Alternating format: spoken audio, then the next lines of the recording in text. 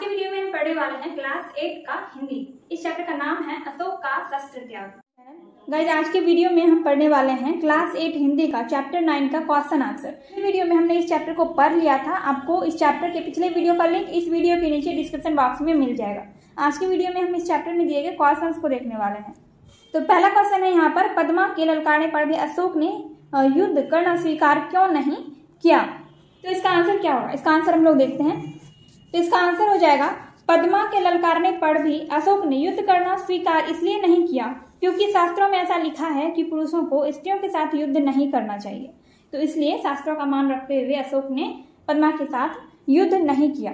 राजकुमारी पद्मा ने उन्हें युद्ध के लिए बहुत ललकारा, लेकिन फिर भी सम्राट अशोक ने उनके साथ युद्ध नहीं किया। सेकेंड नंबर का क्वेश्चन है, पद्मा को अशोक से बदला लेने का अच्छा अवसर था, तब भी उसने अशोक को जीवित क्यों छोड़ दिया? तो इसका आंसर हो जाएगा, क्योंकि सम्राट अशोक पद्मा के सामने नतमस्तक थे। उन्होंने शस्त्र का त्याग कर दिया था और प्रण ले चुके थे कि वो भविष्य में कभी युद्ध नहीं करेंगे। निहत्तों पर वार करना शास्त्रों तथा वीरांगना नाड़ी पद्मा के विरुद्ध था, इसलिए राजकुमारी पद्मा ने अशोक को जीवित छोड़ दिया। राजकुमारी पद्मा जो थी वो बहुत वीर स्त्री थी, ठीक है। तो इसलिए उन्होंने निहत्थे पर वार करना उचित नहीं समझा, इसलिए उन्होंने सम्राट अशोक को जीवित छोड़ दिया। सम्राट अशोक उनके सामने सिर झुकाए खड़े थे कि तुम अपने पिता की हत्या का बदला मुझसे ले सकती हो, मेरा सिर काट कर धड़ से अलग कर दो। लेकिन फिर भी राजकुमारी पद्मा ने उनको छोड़ दिया क्योंकि वो शस्त्र नहीं उठा रहे थे और उन्होंने ये प्रण भी लिया था कि वो भविष्य में कभी युद्ध नहीं करेंगे। आपका सेकेंड नंबर का आंसर नंबर में है, बुद्धम शरणम गच्छामि, धर्मम शरणम गच्छामि, संघम शरणम गच्छामि। बॉक्स में दिए गए उपयुक्त वाक्य संस्कृत भाषा में लिखे गए हैं, इन्हें हिंदी में अनुवाद कीजिए। तो हिंदी में इसको हमें अनुवाद करना है। देखिए, इसका अनुवाद मैंने यहाँ पर लिखा है। इसका अर्थ होगा, बुद्धम शरणम गच्छामि, इसका अर्थ हो जाएगा भगवान बुद्ध के शरण में जाता हूँ। धर्मम शरणम गच्छामि, इसका अर्थ हो जाएगा बौद्ध धर्म के शरण में जाता हूँ। संघम शरणम गच्छामि, संघ के शरण में जाता हूँ। तो इसका ये अर्थ हो गया, ठीक है। अब देखिए, यहाँ पर पाठ से आगे का क्वेश्चन है। पाठ से आगे के क्वेश्चन में आपको यहाँ पर 6 क्वेश्चन दिया गया है। चलिए हम सभी क्वेश्चन को एक एक करके देखते हैं। फर्स्ट नंबर का क्वेश्चन है, सैनिकों को उत्साहित करने के लिए राजकुमारी पद्मा और सम्राट अशोक द्वारा कही गई बातों की तुलना कीजिए और बताइए कि अधिक प्रभावशाली कौन है। इसका आंसर हो जाएगा, यदि हम तुलना करें तो सैनिकों को उत्साहित करने के लिए राजकुमारी पद्मा की बातें अधिक प्रभावशाली हैं। सम्राट अशोक ने अपने सैनिकों को कलिंग दुर्ग पर अधिकार कर लेने या सदा के लिए मृत्यु के गोद में सो जाने की बात कही, परंतु पद्मा ने अपने सैनिकों से कहा कि तुम प्रण करो कि जननी जन्मभूमि को पराधीन होते हुए देखने के पहले तुम सदा के लिए अपनी आंखें बंद कर लोगी। अधिकार करने से अधिक जन्मभूमि को पराधीनता से बचाना था, ठीक है। अधिकार करने से अधिक अपनी जन्मभूमि को पराधीनता से बचाना ज्यादा महत्वपूर्ण था। राजकुमारी पद्मा क्या कर रही है? वो अपने जन्मभूमि, अपनी मातृभूमि को बचाने की कोशिश कर रहे हैं, लेकिन सम्राट अशोक क्या कर रहे हैं? वो उनके दुर्ग पर अधिकार करने की कोशिश कर रहे हैं। अपने सैनिकों को उत्साहित कर रहे हैं कि कलिंग दुर्ग पर अधिकार करो या फिर सदा के लिए मृत्यु की गोद में सो जाओ। लेकिन राजकुमारी पद्मा क्या कर रही है? वो अपने सैनिकों को प्रोत्साहित कर रही है अपनी जन्मभूमि बचाने के लिए। इसलिए जब हम सैनिकों को उत्साहित करने के लिए राजकुमारी पद्मा और सम्राट अशोक द्वारा कही गई बातों की तुलना करते हैं तो हमें दिखता है कि राजकुमारी पद्मा की बातें अधिक प्रभावशाली है। सेकेंड नंबर में है, इस एकांकी को कहानी के रूप में लिखिए। ये जो एकांकी दी गई है इस चैप्टर में, इसको हमें कहानी के रूप में लिखना है, यानी कि इसको हमें संक्षिप्त करके, छोटा करके इसको लिखना है। मैंने इसको संक्षिप्त करके लिखा है, लेकिन ये फिर भी थोड़ा सा बड़ा हो गया है। पर अगर आप इस एकांकी को अच्छे से पढ़ेंगे, ध्यान से पढ़ेंगे और समझ जाएंगे तो आपको ये ज्यादा बड़ा नहीं लगेगा और आपको अच्छे से याद भी हो जाएगा और आप ये एकांकी अपने मन से लिख सकते हैं, ठीक है। आपको देखने की भी जरूरत नहीं पड़ेगी कि मैंने एकांकी को किस तरह से लिखा है। जब आप इसको अच्छे से समझ जाएंगे, पढ़ लेंगे, तो आप खुद से एकांकी को संक्षिप्त करके लिख सकते हैं। तो मैंने यहाँ पर लिखा है, देखिए, मगध में सैनिकों का शिविर लगा है, संध्या बीत चुकी है। सम्राट अशोक अपने शिविर में टहल रहे होते हैं, उनके मुख पर चिंता दिखाई देती है। कुछ सोचते हुए वो आसन पर बैठते हैं और स्वयं से कहते हैं, 4 साल से युद्ध हो रहा है, लाखों सैनिक मारे गए, परंतु कलिंग आज भी जीता नहीं गया। उसके बाद क्या होता है? उसी समय संवाददाता संवाद यानी कि समाचार देते हैं कि कलिंग के महाराज मारे गए हैं, लेकिन कलिंग का दरवाजा आज भी बंद है। अशोक उत्तेजित होकर कहते हैं कि सेना का संचालन कल मैं स्वयं करूंगा। फिर अगली सुबह सम्राट अशोक अपनी अस्त्र शस्त्र से सजी सेनाओं के साथ कलिंग दुर्ग के बाहर खड़े हो जाते हैं। उसी समय दुर्ग का फाटक खुलता है।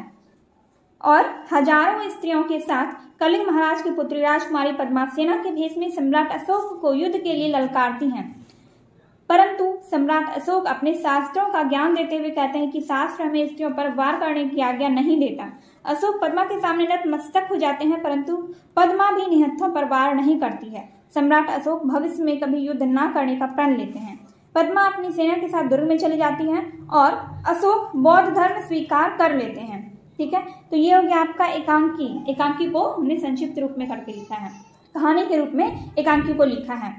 तो अब हम क्वेश्चन नंबर 3 देखते हैं। क्वेश्चन नंबर 3 में है, अगर आप पद्मा की जगह होते तो क्या करते? तर्कपूर्ण उत्तर दीजिए। इसका आंसर मैंने लिखा है, अगर हम पद्मा की जगह होते तो हम भी उनकी यानी कि पद्मा की तरह निहत्थे पर वार नहीं करते।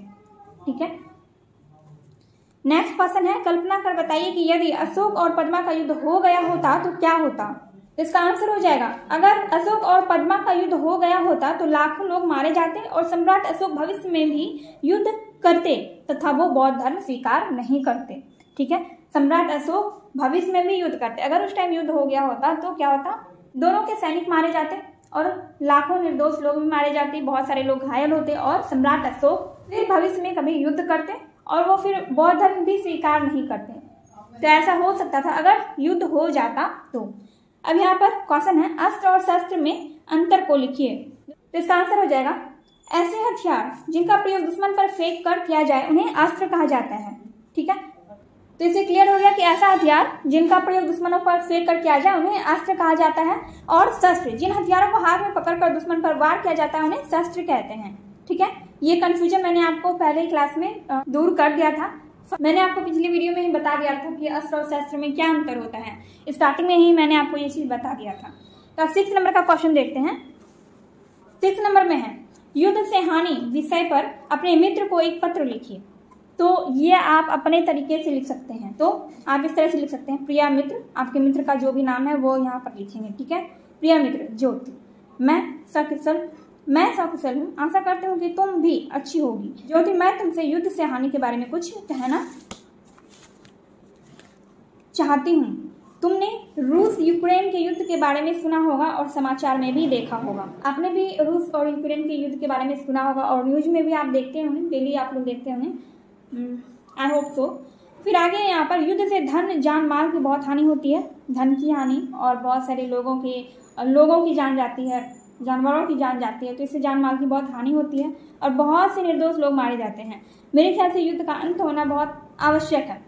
युद्ध का जब तक अंत नहीं होगा, जैसे कि रूस यूक्रेन का युद्ध चल रहा है, तो जब तक युद्ध का अंत नहीं होगा तब तक क्या होगा, दोनों पक्षों का नुकसान ही होता रहेगा और उसके सामने उसके बीच में जो भी आएगा उसका भी। ठीक है, फिर आगे है, ज्योति तुम अपना विचार भी पत्र के माध्यम से बताना और मैं आशा करती हूँ कि हम दोनों जल्दी मिलेंगे। ठीक है, तो इस तरह से आप पत्र लिख सकते हैं, खुद से अपनी मर्जी से अपने तरीके से लिख सकते हैं। अब यहाँ पर आपका ये वाला पार्ट से आगे का ये सारा क्वेश्चन कंप्लीट हो गया है। व्याकरण का हम लोग देखते हैं। इसमें दिया गया है कि नीचे 3 वाक्य दिए गए हैं जो प्रश्नवाचक, पूर्ण विराम और विस्मयादि स्थितियों को प्रकट करते हैं। पढ़िए और समझिए। देखिए, क्वेश्चन मार्क तो आप जानते हैं, प्रश्नवाचक का चिन्ह प्रश्न पूछने के लिए किया जाता है। पूर्ण विराम कोई बात कहने के लिए या फिर बताने के लिए किया जाता है, और विस्मयादिबोधक का यूज किया जाता है आश्चर्य व्यक्त करने के लिए। ठीक है, आश्चर्य व्यक्त करने के लिए विस्मयादिबोधक चिन्ह का यूज किया जाता है। तो यहाँ पर 3 सेंटेंस है, तीनों एक ही जैसा है, लेकिन इसमें चिन्ह अलग अलग लगे हुए हैं। जैसे देखिए, पहला है मगध की विजय हुई है।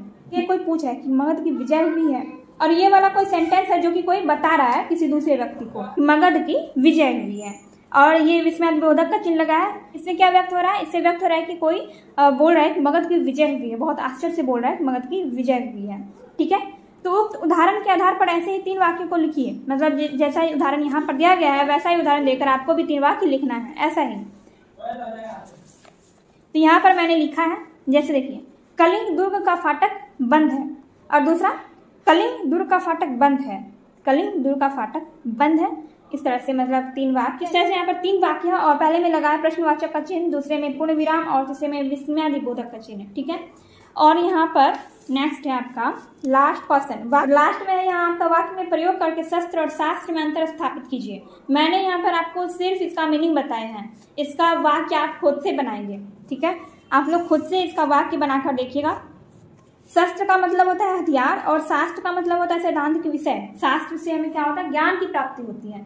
ठीक है, जैसे कि पहले की जो विद्वान लोग होते थे, राजा महाराजा जो होते थे, वो शास्त्रों का अध्ययन करते थे, जिससे उन्हें ज्ञान की प्राप्ति होती थी। ठीक है, तो यही अंतर होता है शास्त्र और शस्त्र में। तो आप लोग इसका सेंटेंस बनाइएगा, शस्त्र और शास्त्र, इसका वाक्य खुद से बनाइएगा। तो आज का ये वीडियो यहाँ पर कंप्लीट होता है। चैप्टर 9 का मैंने आपको क्वेश्चन आंसर बता दिए हैं एंड आई होप आपको ये वीडियो पसंद आई हो। अगर वीडियो थोड़ी सी भी अच्छी लगी हो तो वीडियो को लाइक कीजिए, कमेंट कीजिए और अपने दोस्तों के साथ वीडियो को शेयर कीजिए।